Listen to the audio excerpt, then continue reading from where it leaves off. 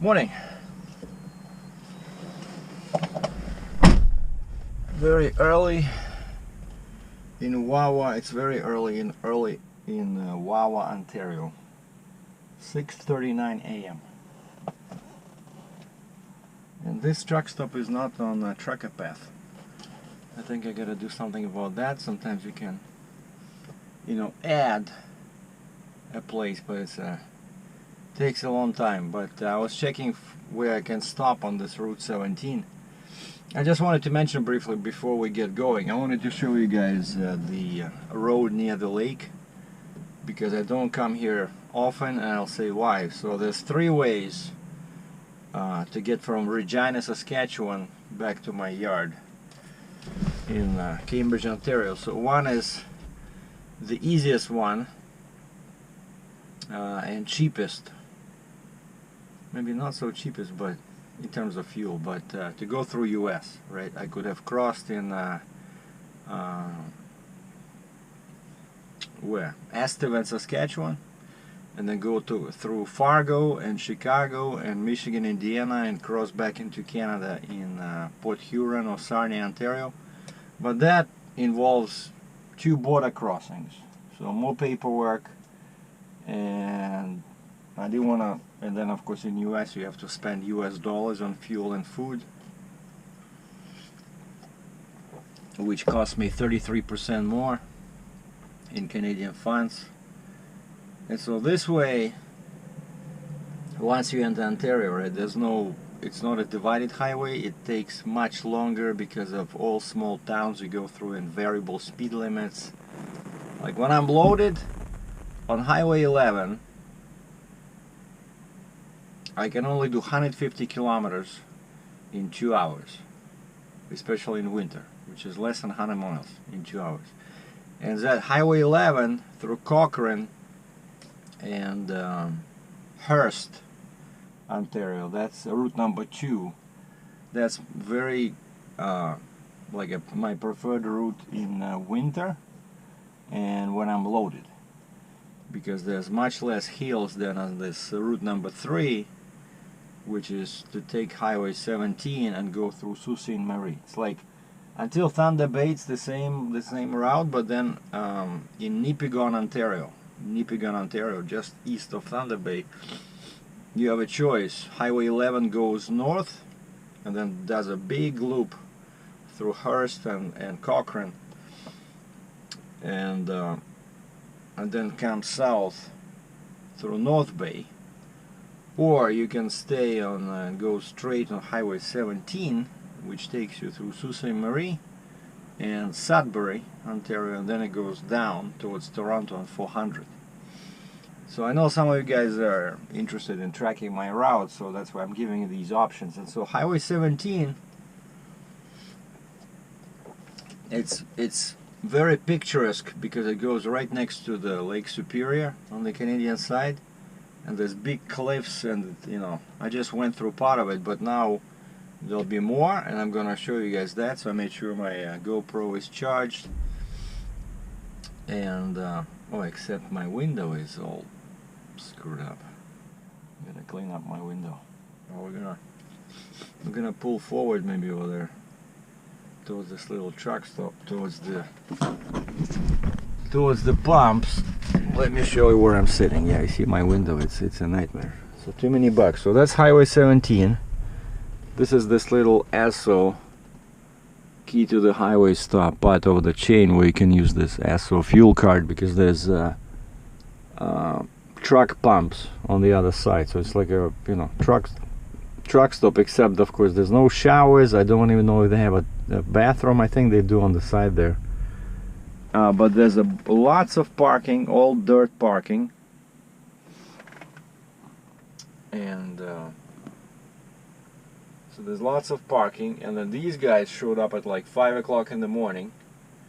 I guess these are local guys. There were a couple of forestry trucks parked where now it's empty spot.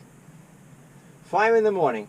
These guys showed up, started their engines, and then I see that I heard that, and then when I woke up I see all these vehicles parked next to me. So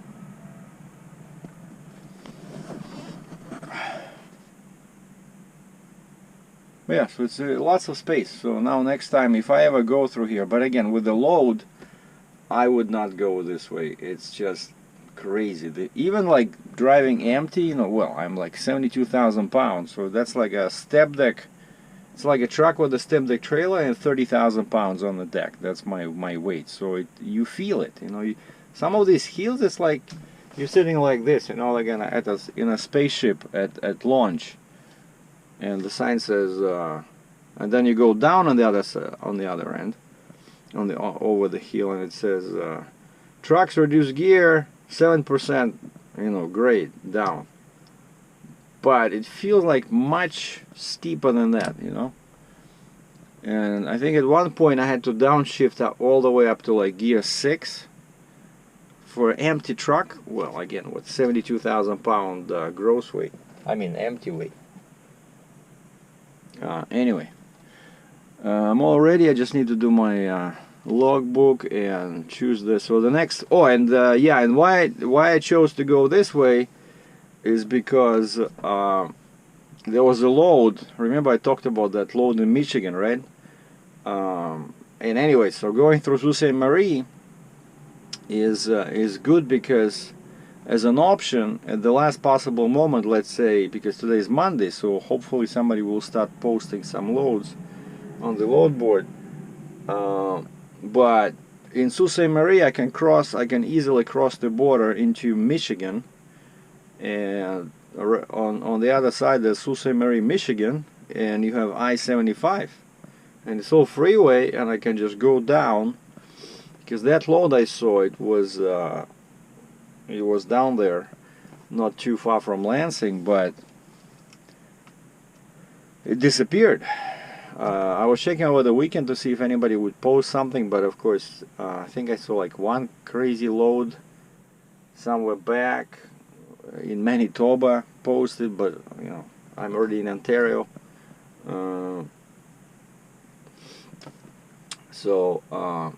but that's why I chose to go this way, and because I'm empty, so I'm not afraid of these hills, and just to leave myself an out, so to say, you know, in case there's some loads are posted, because of course this is a very long deadhead. I know many American viewers are raising their brows, but you know, when you're a Canadian, that's what you gotta do, since I cannot do loads inside US, right?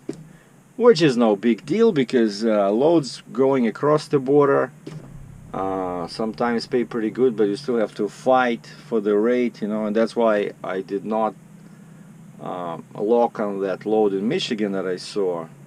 It's because the lady didn't want to pay, and it involved 3 weeks of sitting waiting for permits, and I only have one trailer, right?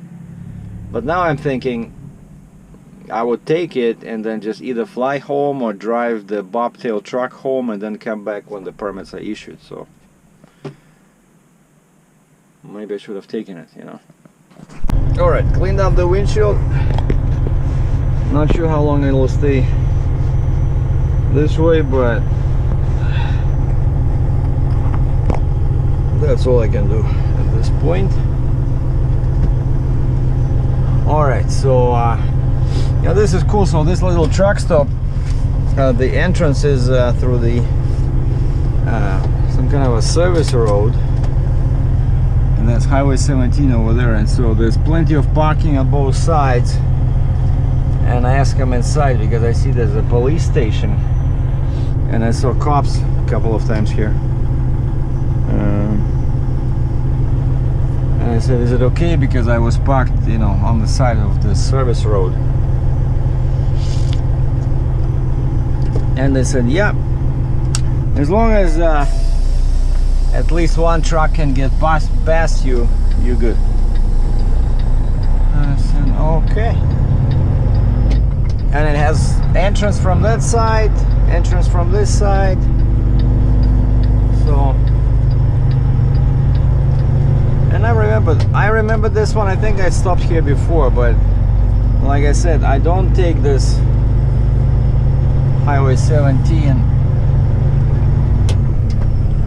too often. Oh, that sun looks like brand new hotel, Highway 17 motel.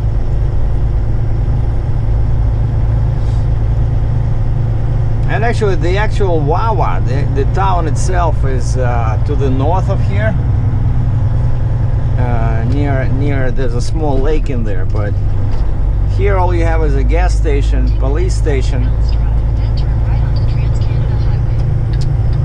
And now we have this hotel.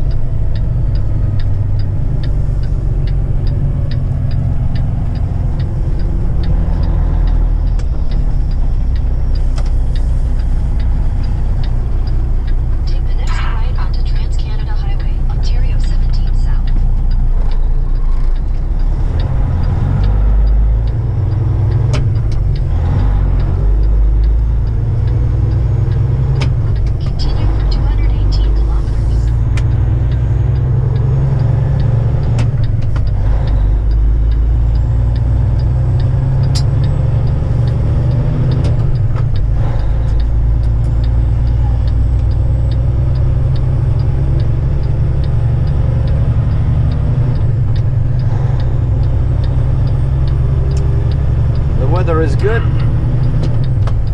It's already 19 degrees plus 19,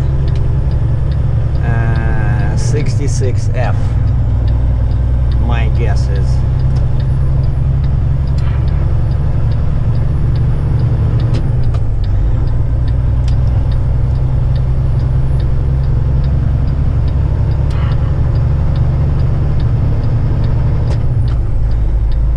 Yeah, so at first the road goes, yeah, the lake is right to my right, but we're going through this, looks like national forest, like, you know, in the States sometimes, right? You're driving and you see signs that says, welcome to Athabasca National Forest.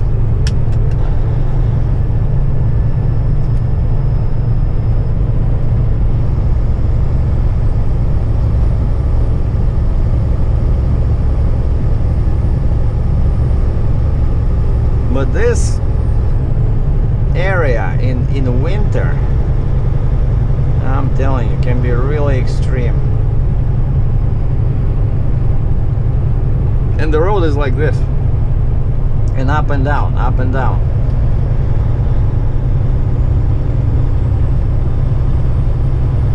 And so this is Trans-Canada Highway, right? And yesterday I talked to a gentleman who's following my journeys, and he says, Sergei, are you already in Sault Ste. Marie? He says, I checked on the map and you started in Dryden, right? And so I checked, and it's from Dryden, Ontario to Sault Ste. Marie, it's only 680 miles. So and I said to myself, Sergei should be there by 4 o'clock. And I said, how do you figure that? 680 miles and be done at 4 o'clock in a semi-truck on Trans-Canada 17? And he says, well, it's a Trans-Canada Highway, right? Well, I said, yeah, except it takes me 2 hours to do 90 miles. Well, when I'm loaded, when I'm empty, it probably takes, I don't know, average speed is probably 50 miles per hour, but 680 in a car, it would take you a whole day. I told this guy, I said probably from 7, if you leave like 7 in the morning on these roads to do 680, you'll be done at 10 o'clock at night. I'm serious, because there's always towns, the speed limits go down to like 50 kilometers an hour, 30 miles an hour, and then you're stopping to take all those pictures of the lake.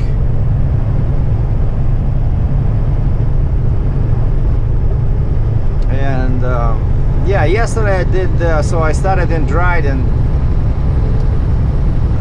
and finished in this Wawa here. So that's 500 miles.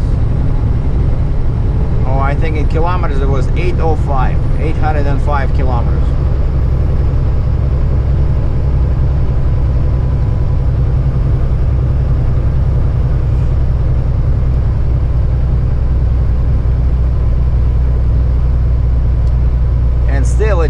from 7:30 in the morning until I think it was 7 at night, and I stopped only 2 times, and the last 4 hours I drove without stopping.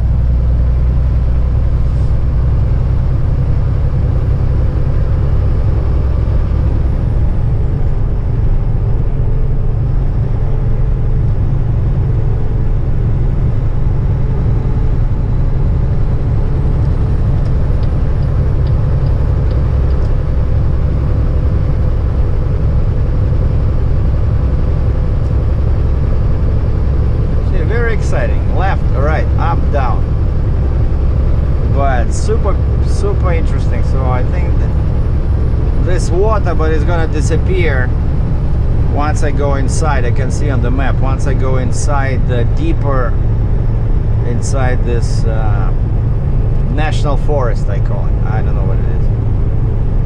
And like these are just lakes, like small lakes. Sault Ste. Marie, 220 kilometers, so 125 miles. See, another hill.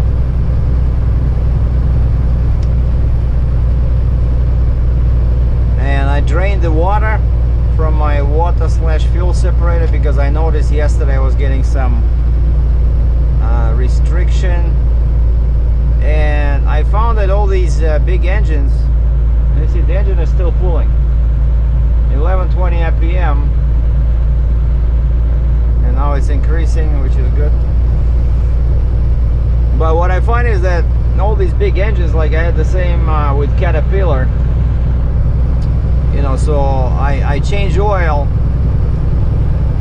every 40,000 kilometers, right? 25,000 miles. Actually on the Cat I was doing it every 15,000, and then grease every 7,500 miles. But this engine, Cummins recommends longer intervals. So I do 25,000 miles, which is, for me, my odometer is in kilometers, so it's easy to count. It's 40,000 kilometers before the oil changes, and 20,000 before grease. Before I do grease on the truck, and then the trailer I grease when I do the oil change, like less often than the truck because there's less moving parts. But I found that what the engine wants is fresh fuel filters when I do the grease. And the last time I changed the oil, it was 190,000 kilometers on the odometer. Remember when I was in Red Deer, Alberta, when they charged me a lot of money at the international dealer? And so now the grease is supposed to be at 210,000 kilometers. Now I'm at 207. So by the time I reach home, it'll be 208. And so I think I want to do the grease while I'm sitting, because now we have all these holidays here. I want to do the grease, and I want to change the fuel filters. Yeah, maybe I'll get that tuner, the engine tuner, and have them ship it. Oh wait, I cannot go into US in a car.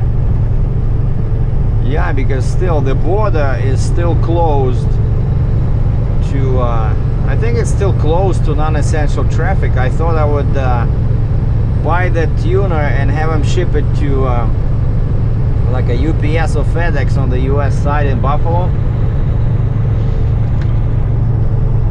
and then go on a wicked road trip in my Dodge Challenger 392 485 horsepower. But I forgot about this.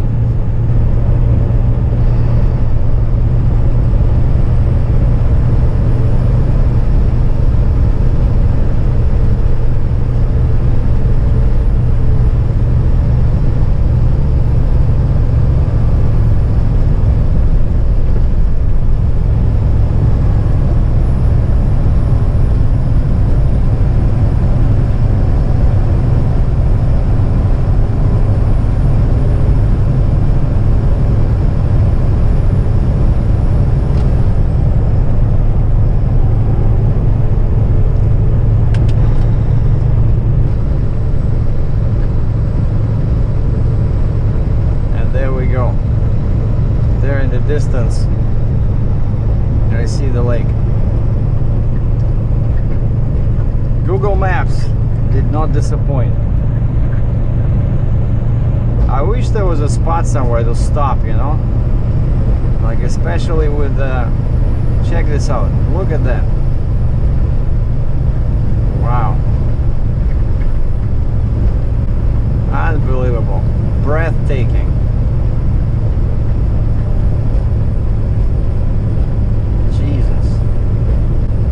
But you see, that's the problem in a truck, you know. I got a camera, I got a good lens, right? But if I had a car, I could have stopped at the top there, but you need a long lens, like a 70 to 200 millimeter at least, or better yet, something like 200 to 400.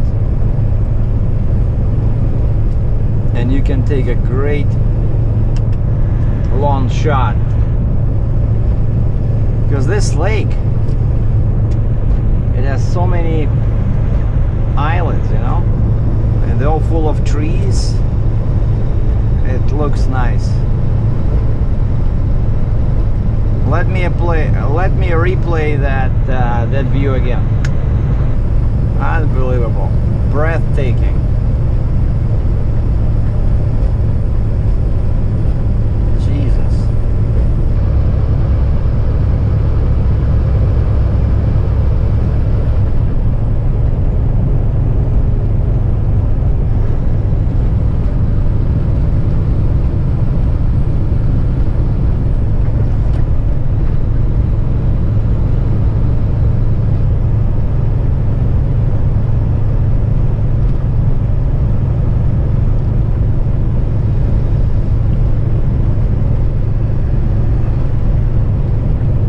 Again, the water is far down below.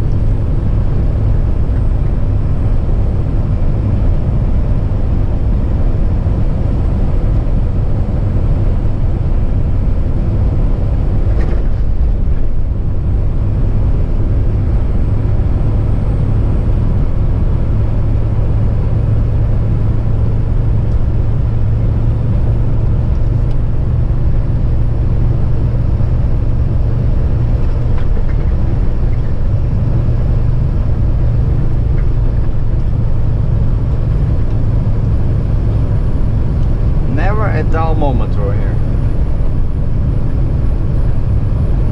Now imagine if I was loaded, right? So there's first you do like 20 miles an hour climbing a hill, and then especially with a heavy load, the truck will want to do like 75 miles per hour going down.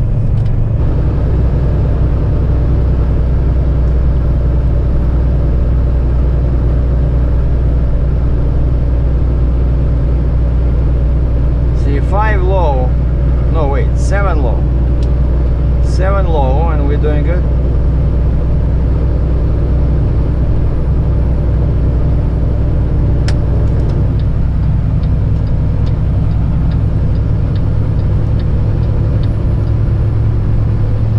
Wow, check this out. Beautiful.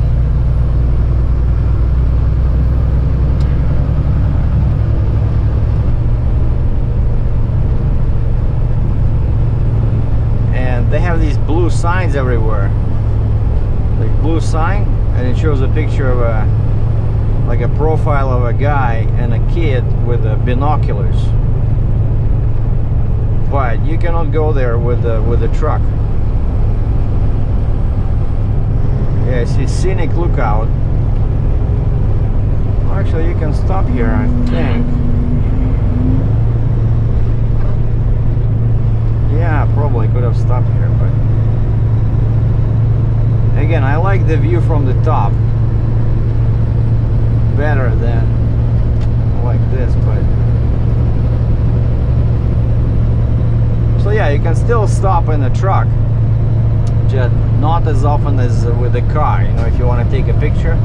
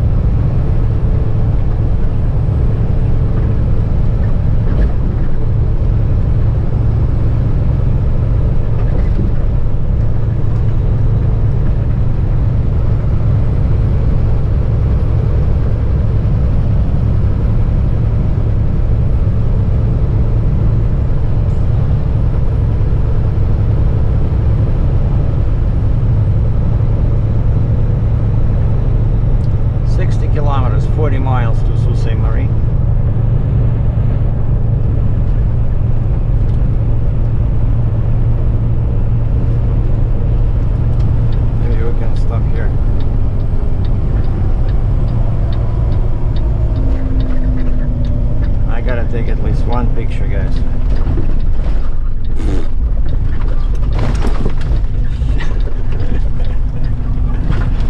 Wow.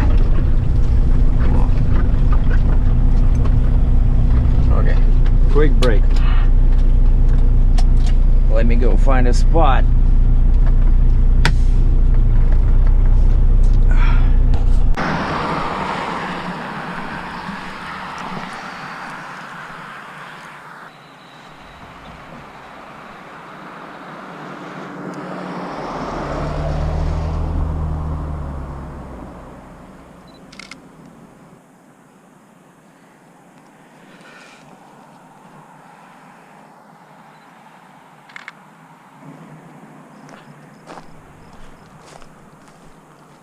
The water looks pretty clear.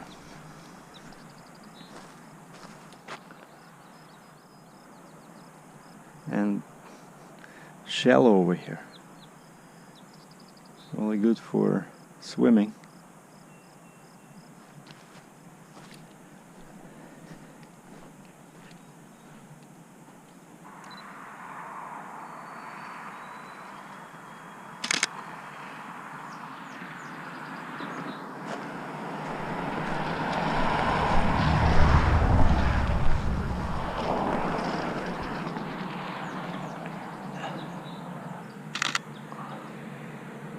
I think this is good, you know, like you have a pathway.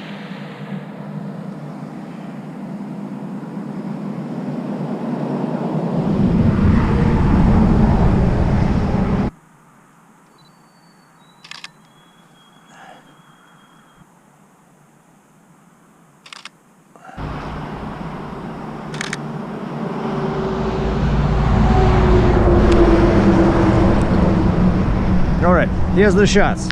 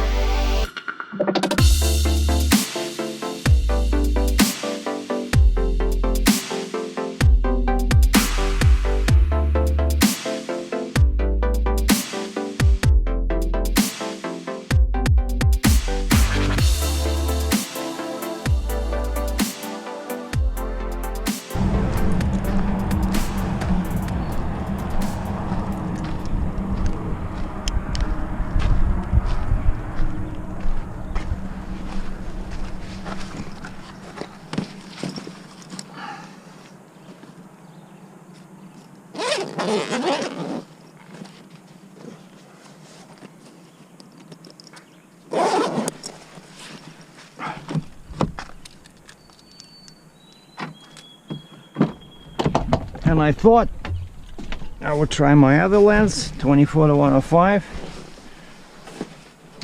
but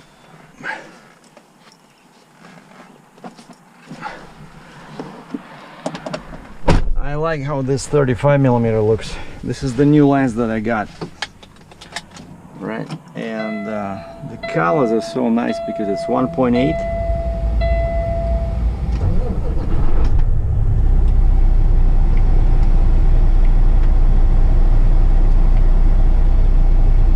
I think, well, my battery is almost dead, but we'll keep filming till I reach this point over here, because then the road goes inland all the way up to Sault Ste. Marie, and I'm just 50 kilometers or 30 miles away. So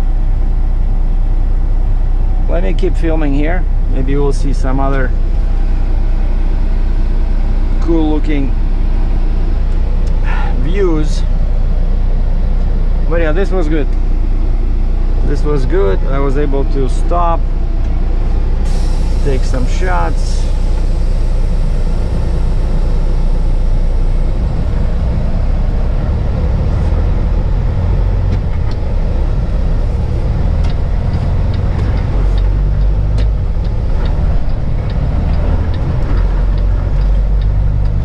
And the cop just, I'm leaving, and the cop just parked over there.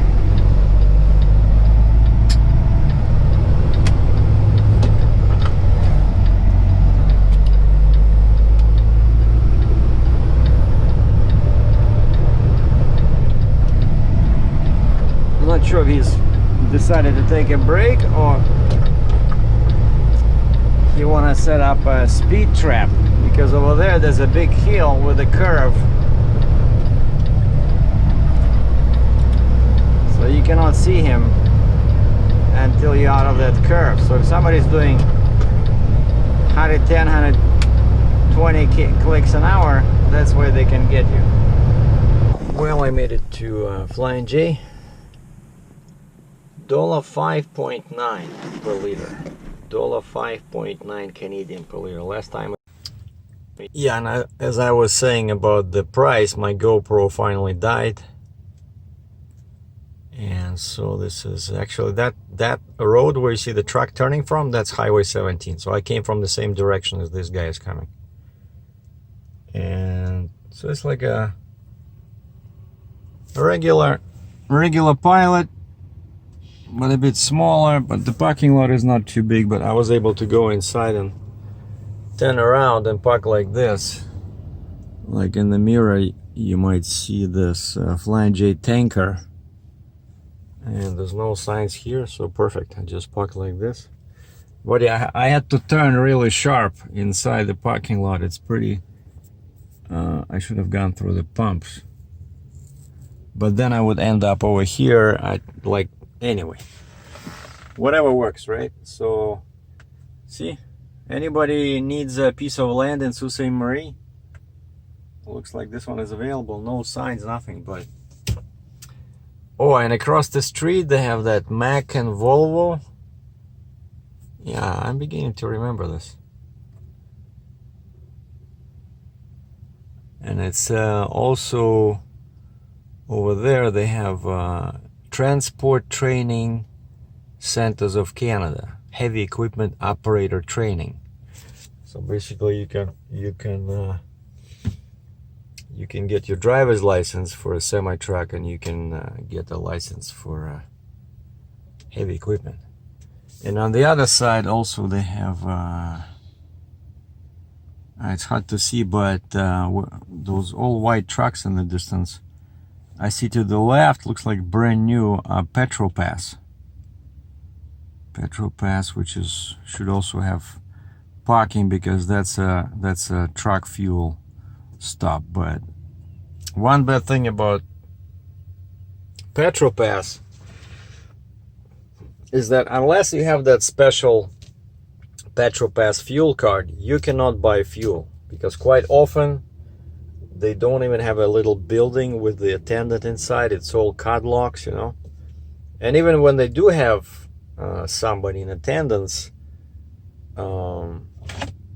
yeah, the only way I did this a couple of times in Hearst, Ontario, they have to use their own card. So they have a fuel card for cases like this where somebody wants to fuel without that card. So they use their card and they start the pump, and then when you're done, they get the receipt, and then you go inside and pay. But it's just it's a headache. It's a couple of extra steps, you know, especially when they're busy. And like some big places, they wouldn't even do this. They wouldn't even go with you to the pump and start it and use their own card. So that's why I rarely stop at the Petrol Pass, because I'm using my own credit card. So anyway, nobody called me as I was driving. Nobody sent me any emails. Well, I did see one email. I didn't check it yet, but now I'm gonna go inside, maybe grab something to eat, and